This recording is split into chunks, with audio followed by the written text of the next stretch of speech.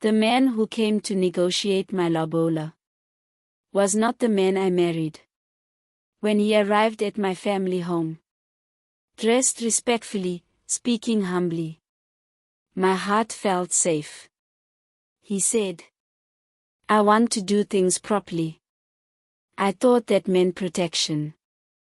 I didn't know it meant possession. Before the negotiations, he was gentle.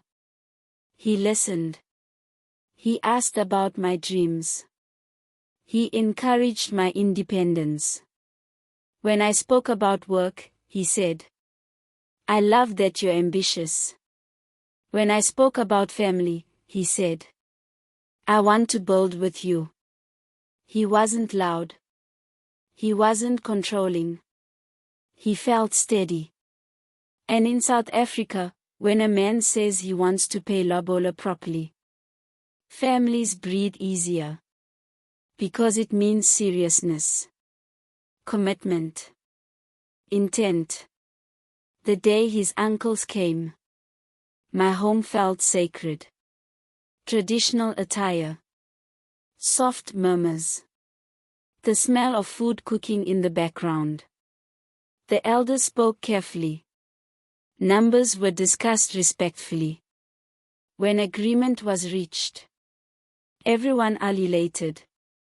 My mother hugged me and whispered, "You are blessed." I believed her. The change didn't happen overnight. It happened quietly. After the first installment was paid, he began saying things like, "You must respect the process. My family has invested in this." Invested. That word stayed with me. Investments expect returns. After the wedding, the tone shifted. He didn't shout. He didn't hit. He didn't explode. He adjusted. When I stayed late at work, he questioned it. When I visited my friends, he asked who would be there. When I made independent decisions, he reminded me, "You're someone's wife now." Subtle. Controlled. Measured.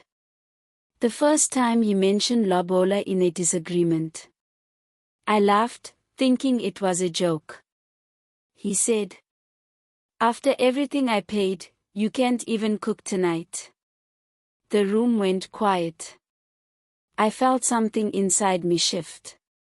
Because that sentence meant something deeper. It meant the payment had become leverage. When I confided in someone older, they said, "Men change after marriage. It's normal." Normal. When I spoke to a friend, she said, "He paid lobola. He feels responsible." Responsible. But responsibility shouldn't feel like restriction. Somewhere along the way, culture had become a weapon. He never said I couldn't see my family. But he made it uncomfortable. He never said I couldn't work. But he made independence feel disrespectful. He never raised his hand. But he raised his expectations. Slowly, my world shrank. And because there was no visible abuse, I questioned myself. Was I overreacting? Was I being modern instead of respectful? One night, I asked him gently, "Do you see me as your partner?" He paused. Then he said, "I paid lobola because I take this seriously." I realized then. He saw marriage as acquisition, not alliance. I returned home one weekend. My mother noticed I was quieter. I told her small pieces. She sighed and said, "This is marriage. Endure. He is your husband. Endure."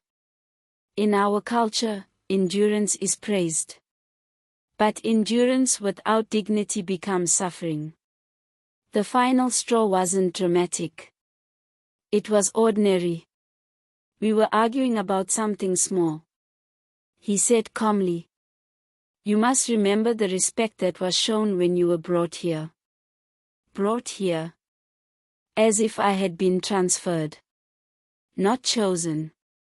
That night, I couldn't sleep. Because I realized I had been respected publicly. And restricted privately. Leaving wasn't easy. There was no scandal. No headline moment. Just clarity. I told him. Lobola was meant to honor me. Not own me. He looked genuinely confused. Because in his mind, he had done everything right. Here's what this marriage taught me. Small blue diamond Lobola is sacred, but men are human. Culture can be misused. Respect should never feel like control. Marriage is partnership, not purchase. I still believe in Lobola. But I no longer believe it guarantees character. If you are in a marriage where culture is being used to silence you. If respect feels like fear. If honor feels like ownership. Hear this. Tradition should protect love. Not suffocate it. This is Mamela Sunday Secrets. Sometimes the most dangerous changes happen quietly. After the celebration.